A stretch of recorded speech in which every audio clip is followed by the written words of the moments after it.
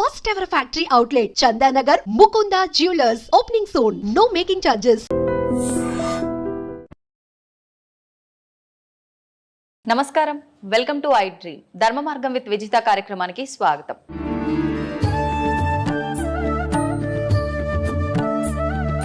చాలా మంది తను నిజమే అని చెప్పి అఘోరి దీక్షలు తీసుకునేటప్పుడు, సాధన చేసేటప్పుడు కొన్ని సంవత్సరాల పాటు వాళ్ళు సాధన చేసిన తర్వాత వాళ్ళకు ఒక ఐడెంటిటీ కార్డ్ లాంటిది వస్తుందని చెప్పి, తన దగ్గర అది ఉంది అని చెప్పి తను పుర్రెలో తినటము ఇవన్నీ చూసి చాలామంది నిజంగా తను అఘోరినే అని చెప్పి చెప్పడం వింటున్నాం కదా, దాని గురించి మీరు ఒక 1 year 2 years మీరు ఆగి చూడండి ఆమె పరిస్థితి ఎలా అవుతుందో.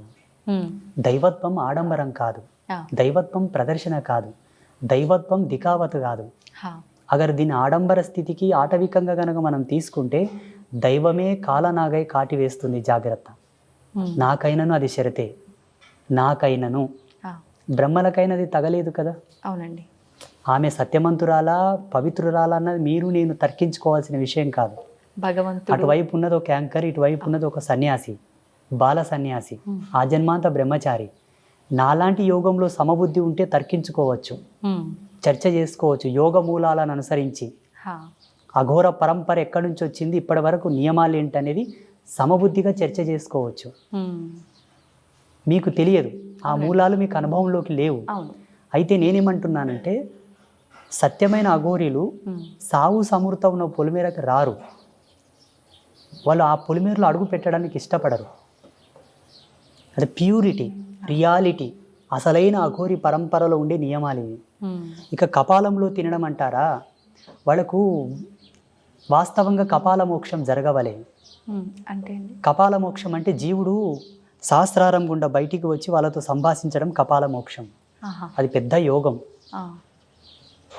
అదందరికీ సాధ్యపడుతుందా? అలా సాధ్యపడిన వాళ్ళకి అది పుర్రే ఇస్తారు తిన్నింకే.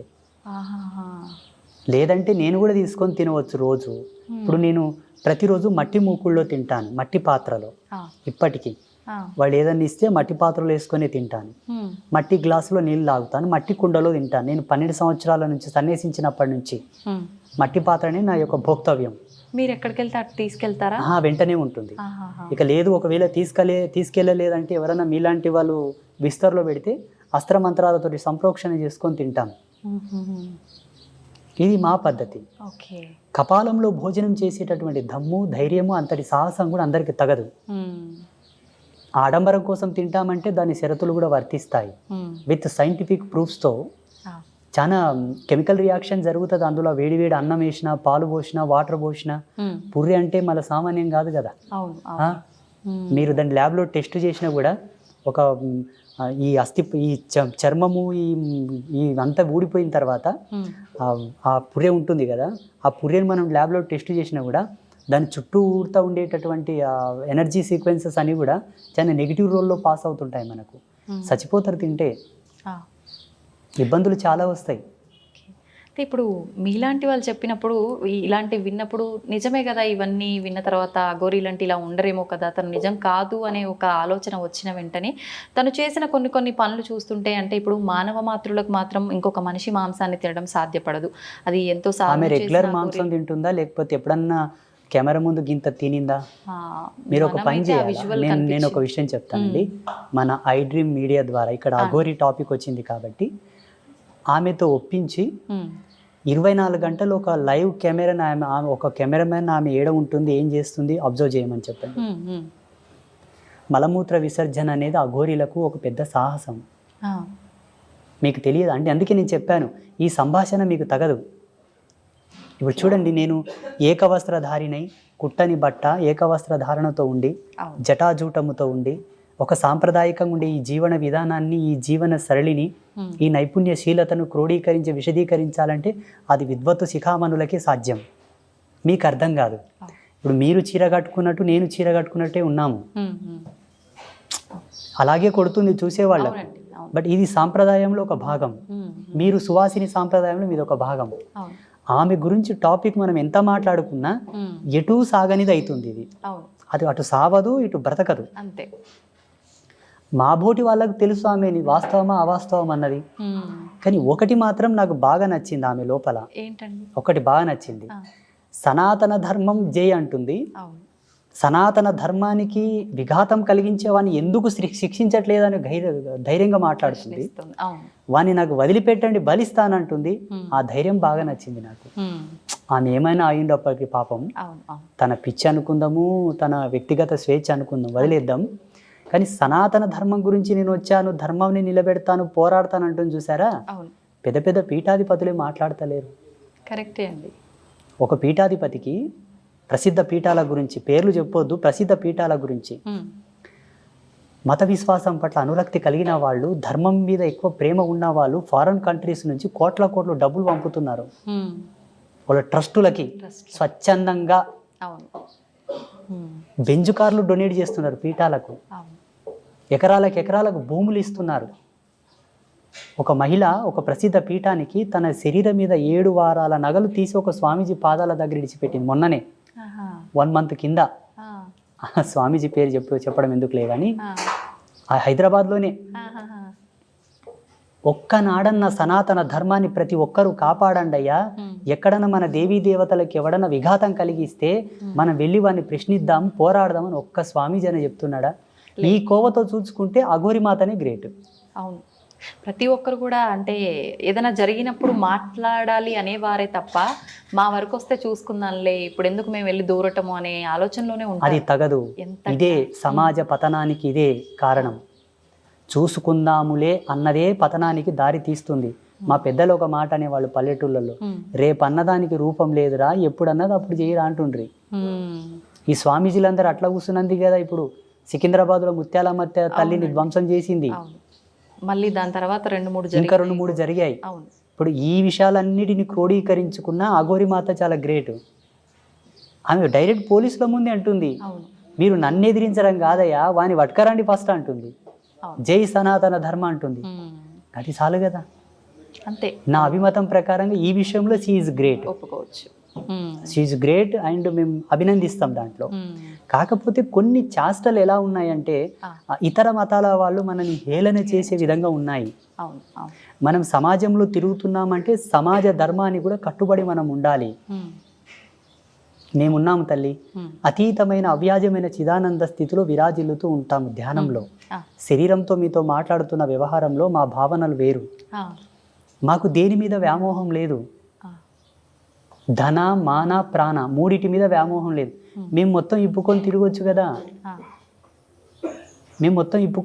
కదా, కొన్ని నియమాలు ఉన్నాయి. అయ్యో, సమాజంలో సాంఘిక నియమాల కట్టుబడే మనం బ్రతకవలే. అది ధర్మం, ధర్మమే అది. తర్వాత మన వ్యక్తిగతమైనవి. దీనికి కట్టుబడే ఎందరో యోగులు అతీతమైనటువంటి భావజాలంతో ఉన్నప్పటికీ సమాజంలోకి వస్తే కొన్ని పద్ధతులతో నియమాలతో భద్రతాభావంతోనే వస్తారు. మళ్ళీ వాళ్ళ ఆశ్రమాలకు వాళ్ళు వెళ్ళిపోతారు. అఘోరి మాత ఏం చేస్తుందంటే మొన్న శ్రీకాళహస్తిలో ఆ పెట్రోల్ ఏదో పోసుకోవడం. అవునండి. అది ధర్మం కాదు. అక్కడున్నది నీ శివుడు. నువ్వు తలుచుకుంటే ఆ శివుడే గుళ్ళో నుంచి బయటకు వస్తాడు. నిన్నేదో అడ్డుకున్నారని నువ్వు తగలబెట్టుకోవడం ఏంటి? ఒక దేవాలయం ముందల సజీవ దహనం జరిగితే దేవాలయ వ్యవస్థకే భంగపాటు. నీ ఆవేశం శివునికి విఘాతం కాదా? అయినా ఒక అఘోరి తత్వంలో అంత ఆవేశము ఉండకూడదు, రియాక్షన్స్ ఉండకూడదు. అఘోరి తత్వం అంటే పరమశాంతం. శివుడు యోగముద్రలో ఉన్నప్పుడు ఎంత శాంతం ఉంటాడో అంతటి శాంతం అఘోరి అంటే.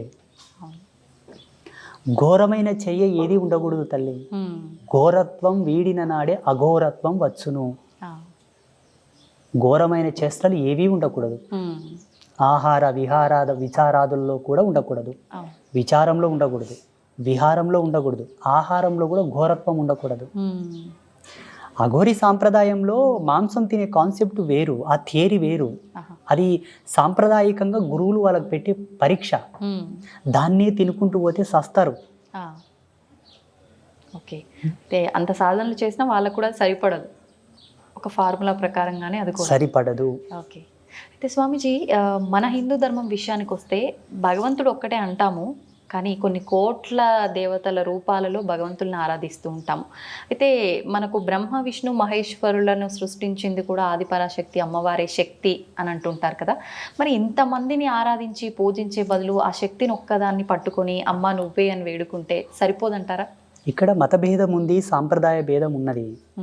ఇందులో కొంత ఆధిపత్యం ఆధిక్యం కూడా ఉన్నది. పురుషుడి యొక్క ఆధిపత్యం చేతనే అమ్మవారి యొక్క పూజలకు వన్నె తగ్గింది. ఇప్పుడు చూడండి, ప్రసిద్ధ శక్తిపీఠాలకు అంత వైభవం లేదు. శక్తిపీఠాల్లో 18 శక్తిపీఠాలను కనుక మీరు సందర్శిస్తే దేవాలయాలు చిన్నగా ఉంటాయి. పేరుకు శక్తిపీఠాలు, అవి ఎప్పుడో రాజులు కట్టింటారు ఆ గుడిని, అది అలాగే ఉంటుంది. మిగతా దేవతల యొక్క దేవాలయాలు, విష్ణు దేవాలయాలు, శివ దేవాలయాలు ఏమో పెద్దగా ఆకాశం అంత శిఖరములు పెట్టి బంగారు తొడుగులు పెట్టింటారు. కానీ అమ్మవారి దేవాలయాలను మాత్రం ఎవరు పట్టించుకోరు. దీంట్లో కొంత ఎక్కడనో దాల్ में कुछ काला है, दाल में कुछ काला है, पर कौन पकड़ेगा, कब इसको बाहर निकलेगा वो భగవాన్ జానే. కానీ ఏదో సంథింగ్ ఉంది ఇందులో. నేను కొన్నిసార్లు చాలా శోధించాను. నేను మొన్న గఢకాళిక మందిరం వెళ్ళాను, ఉజ్జయిని మహాకాళి. అక్కడ ఉండేటటువంటి మహాకాళేశ్వర దేవాలయాన్ని శక్తిపీఠాన్ని చూస్తే చాలా ఫరక్ ఉంది, డిఫరెంట్ చాలా ఉంది. అమ్మవారి దేవాలయం చిన్నగా ఉన్నది, అక్కడ పూజలు సరిగ్గా లేవు, వెలవెలబోతుంది. స్వామివారి దేవాలయంలోనేమో 2 రోజుల క్యూ లైన్ ఉంది. ఎందుకంటారు ఇలా? కొందరు కావాలని, ప్రవచనకర్తల మహిమ, ఇంకోటి సాంప్రదాయికమైన భేదాలు. శివుని భక్తులు శివుని హైలైట్ చేయడం, విష్ణు భక్తులు విష్ణువుని హైలైట్ చేయడం. అసలు ఆది అనంతము జగదంబనే. మీరు లలితాదేవి యొక్క చిత్రపటమును గనక చూస్తే, లలితాదేవి యొక్క చిత్రపటంలో లలితాదేవి శివుని మీద కూర్చొని ఉంటుంది. జగత్పాలకుడు, జగత్పిత, జగత్కర్త, జగద్భర్త శివుడైనప్పటికీ ఆ శివుని పైన కూడా ఒకరు ఉన్నారు, ఆమెనే లలిత. అలాగే కాళీ యొక్క కాల కింద కూడా శివుడు ఉంటాడు, కాళికాదేవి కింద కూడా శివుడు ఉంటాడు. ఈ కాలాధర్మ సిద్ధాంతానికి అధిపతి మహాకాలుడైతే ఆ కాలుడి మీద కూడా ఒక దేవత ఉంటుంది, అధిష్టాన దేవత, ఆమెయే కాళి. అందుకే కాళీదేవి కాల కింద శివుణ్ణి చూపించాడు ఋషి. నిలబడితే మహాకాళి, కూర్చుంటే లలిత, ఇద్దరు సేమ్. ఆ లలితాదేవి యొక్క చిత్రపటంలో ఉండే దేవతలే దేవతలు, మిగతా వాళ్ళందరూ వాళ్ళ యొక్క అంశాలు. అందులో 9 మంది ఉంటారు, వాళ్ళే నవబ్రహ్మలు, వాళ్ళే ప్రధానమైన దేవతలు. కొన్ని కోటాను కోట్ల అనంత కోట్ల యుగములను ఎంతవరకు దేవజ్ఞానం వెళ్తుందో, మనుష్య జ్ఞానం, ఋషి జ్ఞానం కాదు, దేవత ప్రాజాపత్య జ్ఞానం ఎంత దూరం వెళ్తుందో అంత దూరం నుంచి మనం చూసుకున్నా ఆది అంతము ఈ 9 మందే నవబ్రహ్మలు. ఈ 9 మందికి అధిపతియే లలిత. ఆమె కన్నా ఆది అంతం లేదు, ఇది శివుడే ఒప్పుకున్నాడు. మనం ఎంత? ఇప్పుడు మనం లలిత అమ్మవారిని ఒక్కరిని ఆరాధిస్తే సరిపోతుందా? మీరు లలితాదేవి పటం పెట్టుకుంటే అందులో సర్వదేవతలు వస్తారు.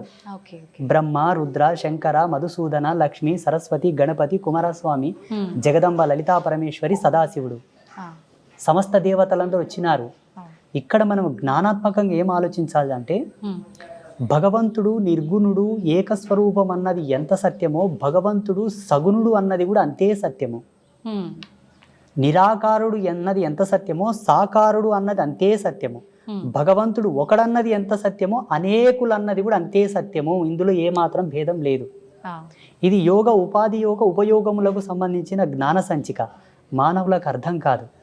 జ్ఞానులైన వాళ్ళు ప్రవేశపెట్టింది పూజించుకొని ముక్తిని పొందుటయే మీ యొక్క ధర్మం, తర్కం అవసరం లేదు. స్వామీజీ, ఇప్పుడు భగవంతుణ్ణి పూజించటానికి కూడా మనం కొన్ని మార్గాలు ఉన్నాయంటారు. ఆయన గురించి వినటం కానీ, మాట్లాడడం కానీ, లేదు అంటే మనం ఇంకొకరికి ఆయన గురించి చెప్పడం కానీ, కూర్చొని ఆరాధించడం కానీ. అయితే మనం ఎన్ని చేసినా భగవంతుణ్ణి ఆరాధించాలి అనే ఆలోచన వచ్చి ఆయనకు అంత ప్రత్యేక స్థానం ఇస్తున్నప్పుడు, మనతో పాటు ఉన్న మనుషుల్లో కూడా భగవంతుడు ఉన్నాడు ప్రతి ఒక్కరిలో అని చెప్పి అంటూ ఉంటాం. మనుషుల విషయానికి వస్తే నానా హింసలు పెడుతుంటారు వాళ్ళని, మాటల వల్ల కానీ, చేష్టల వల్ల కానీ. ఇలాంటి పనులన్నీ చేసుకుంటూ భగవంతుని మనం ఏ రకంగా ఆరాధించినా కూడా అసలు భగవంతుడికి నచ్చుతుందంటారా? అది నచ్చదు. భగవంతుడు ఆరంభంలోనే చెప్పాడు మనకు, వ్యక్తి పూజయే వ్యవస్థకు మూలం. మానవుల యొక్క సేవనే మాధవుడు మెచ్చుతాడు, నరుని యొక్క పూజనీయతనే నారాయణుడు మెచ్చుతాడు. ఇది ఆరంభంలోనే ఉన్నది. కానీ అక్కడ మనం గౌరవించదగినటువంటి మానవాళి కూడా అంత శ్రేష్టత్వంతో ఉండవలే. హింసవర్జితులు, సదాచార సంపన్నులు, శీలవంతులు, పాతివ్రత్య ధర్మాన్ని అవలంబింపజేసేటటువంటి మనుష్యందే దైవత్వాన్ని చూడబడుతుంది, ఆరాధించబడుతుంది, వారికి సేవలు చేయబడుతుంది. అంతేగాని రావణ బ్రహ్మ కూడా ఒక మనిషి అనుకుందాము, దేవుడు అనుకుందాం, అసుడు అనుకుందాం, రాముడు గౌరవించవచ్చు కదా. నరకాసురుడు అనుకోండి, జరాసంధుడు అనుకోండి, కంసుడు అనుకోండి, వీళ్ళు కూడా ఆయా సమయమునందు ఆయా కాలధర్మ సిద్ధాంతాన్ని ఆ పీరియడ్స్లో అవును. కృష్ణ పరమాత్మతో సమకాలికులు, వాళ్ళని కృష్ణుడు క్షమించవచ్చు కదా, ఎందుకు సంహరించాడు? దానవ విఘాతం సృష్టించు ఎవడైనను ఉమ్. ఖండనకు ఆమోదమే, వాని తొలగించవలే సమాజం నుంచి. ఆ.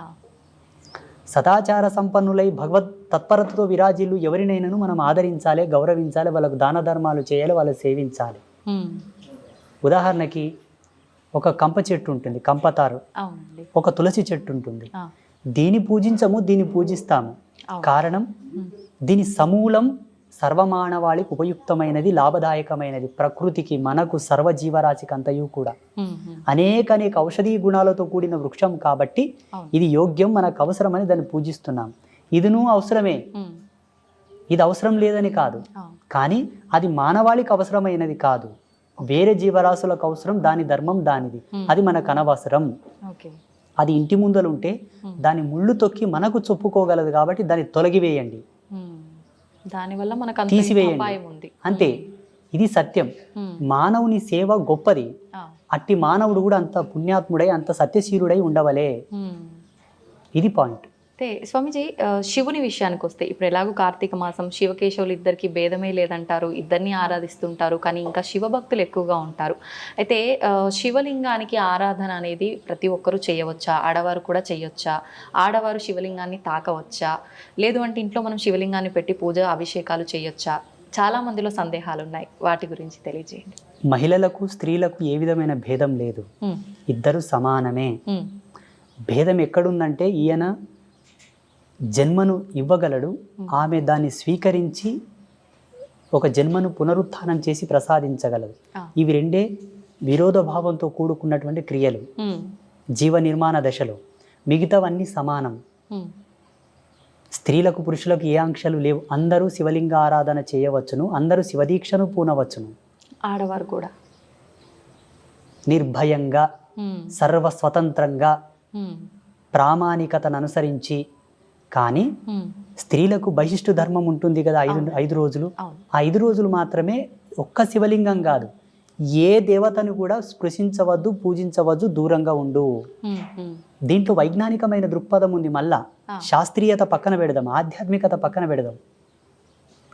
అది కానీ మిగతా ఏ విషయంలో కూడా ఆంక్షలు లేవు. ఇంకొక విషయం చెప్పాల్సి వస్తే, చాలామంది దీన్ని నచ్చుకోకపోవచ్చు, వేదాంతులు, పెద్దలు, గురువులు, సిద్ధాంతులు, అవధానులు దీన్ని నచ్చరు, అంటే వాళ్ళకి ఇది నచ్చదు, వాళ్ళు ఒప్పుకోరు కూడా. నా అనుభవం ప్రకారంగా, జగదంబ నాకు ఇచ్చిన జ్ఞానం ప్రకారంగా మహిళలు కూడా యజ్ఞోపవీతం వేసుకోవచ్చు. అవునా? జగదంబకే దశ యజ్ఞోపవీత ధారిణి అని పేరున్నది. అమ్మ ఎవరు? స్త్రీమూర్తి. అమ్మవారికి 10 రకాల యజ్ఞోపవీతములు, 64 ఉపచారములు సమర్పించే మంత్రాసు లోపల 64 ఉపచారాల్లో యజ్ఞోపవీతం కూడా ఒక ఉపచారం. ఇవన్నీ కొందరు కావాలని, కొందరిని దూరం పెట్టడానికి, కొందరిని ధర్మం నుంచి వేరుబాటు చేసి వాళ్ళను అసాంఘికమైన కార్యకలాపాలకు ప్రలోభ పెట్టడానికి, ధర్మం నుంచి దూరం పోవడానికి పెట్టినటువంటి ఆంక్షలు. కావాలని అంటే ఆడవారిని చిన్న చూపు చూడడం చాలా ఉంది. సమాజంలో మహిళల పట్ల వివక్ష చాలా ఉంది. ఒక్కొక్క దాన్ని విశదీకరించి చెప్తే ఒక దండయాత్రలే చేయాల్సి వస్తుంది ఇప్పుడు మాతృమూర్తులందరూ. కానీ స్వామీజీ, పురాణాల్లో కూడా ఇప్పుడు మీరు చెప్పినట్టుగా ప్రతి ఒక్కరి వెంట వాళ్ళ భార్యలని తీసుకెళ్లిన రోజులు, యుద్ధాలకి వాటికి గురించి సలహాలు తీసుకున్న రోజులు కూడా ఉన్నాయి. అంటే వాళ్ళకి ఒక ప్రత్యేకమైన పాత్ర అక్కడ ఇచ్చారు. ప్రత్యేకమైన పాత్ర కాదు, పురుషులకు చేతగానప్పుడే పెళ్ళాలని తీసుకుపోయిండ్రు. ఓకే, మరి అంత మహిషాసురుని వధించుటకు బ్రహ్మ విష్ణు మహేశ్వరులకు తలపానం తోకకొచ్చింది. అందరూ పలాయనం చిత్తగించారు, కొండలు అందరు వెళ్ళిపోయారు. అమ్మనే వచ్చి వాళ్ళకు విముక్తి ఇచ్చింది. శాకాంబరి దేవి అవతారం ఎట్లా ఉద్భవించింది ఒకసారి విద్వాంస శిఖామణులను అడగండి. దుర్గా అవతారం ఎట్లా వచ్చింది ఒకసారి వేదాంత శిఖామణులను అడగండి. అమ్మ ఎక్కడ శక్తి ఆగిపోతుందో అక్కడ నుంచి శక్తి ఉద్భవన జరుగుతుంది. ఎక్కడ దేవతల శక్తులు స్తంభిస్తాయో అక్కడ శక్తి ఉద్భవన జరుగుతుంది. ఫైనల్ ఇంకా ఆమె రాకపోతే అది లేదు లేదు ఇంకా ఎండ ఆమె మొత్తం క్లోజ్ చేయాల్సిందే. కాకపోతే కొంతమంది కావాలని పని కట్టుకొని మరి మహిళలని అణచివేత గురి చేశారు, హ్మ్. విలువైన వాటికి కూడా మహిళలను దూరం చేశారు. చేశారు. ఇందుకు మహాత్మా జ్యోతిరావు ఫూలే, సావిత్రిబాయి ఫూలే లాంటి వాళ్ళు ఒక మాట అన్నారు, హ్మ్. ఏంటండి? మహిళ సమాజంలో నిలబడితేనే ధర్మం నిలబడుతుంది అన్నారు. అది వాస్తవమే. ఆ. మళ్ళీ శంకరాచార్యుల వారి చేత హ్మ్. ఉభయభారతీదేవి మండలమిశ్రుని భార్య ఆ. భర్తను ఓడిపోయే దశలో ఉన్నప్పుడు ఆమెనే కదా వేదాంత తర్కం చేసినది. హ్మ్. హ్మ్. శంకరాచార్యుల వారికి సమాధానం చెప్పడానికి కాలేదు, ఓకే. సమయం తీసుకోవాల్సి వచ్చింది మళ్ళీ. ఆ. అది స్త్రీ యొక్క ప్రజ్ఞా పాఠవాలంటే. అంటే స్త్రీ యొక్క శక్తులు మనకు అనాది కాలం నుంచి కూడా ఇంత గొప్పగా ఉన్నాయి కాబట్టి అజేయం అభేదం. డామినేట్ చేస్తారన్న భయంతో దూరం అసలు పెట్టుకుంటారు. జగతికి మూలమే స్త్రీ, హ్మ్. సర్వ స్వతంత్రురాలు స్త్రీ. పురుషుడు ఉపాధి యోగంతో నిర్మింపబడ్డాడు, ఆమె తయారు చేసింది పురుషుణ్ణి. అవును. పురుషుడు ఎప్పుడు స్వతంత్రుడు కాడు. హ్మ్. నేను నిర్భయంగా చెప్పగలను ఈ విషయం. హ్మ్. స్త్రీకి ఒక సేవకుడు పురుషుడు అంతే. మరొక మంచి ఎపిసోడ్లో ఇంకా కొన్ని విషయాలు మీతో మాట్లాడాలని ఆశిస్తున్నాను. ధన్యవాదాలండి. ఐ డ్రీమ్ మీడియా ప్రేక్షకులకందరికీ ఒక సన్యాసిగా, ఒక బ్రహ్మచారిగా మా యొక్క ఆశీస్సులు.